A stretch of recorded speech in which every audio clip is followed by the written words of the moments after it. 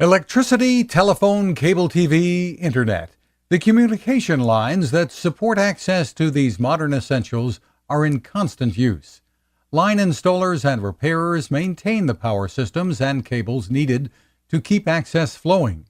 The power grid is the network of power lines that moves electricity from generating plants to customers.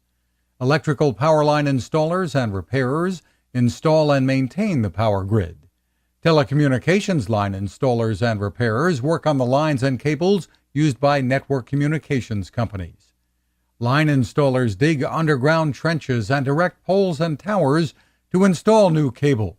They use construction equipment such as trucks equipped with augers and cranes to dig holes and set poles in place. Line repairers replace old equipment and maintain existing lines. The work can be physically demanding. Work is often performed at great heights or in confined spaces and outdoors under challenging weather conditions. Workers need good balance and the strength to climb utility poles and transmission towers.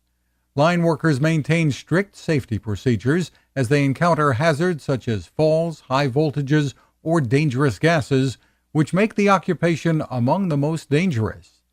Although most work regular full-time business hours, some must work evenings and weekends.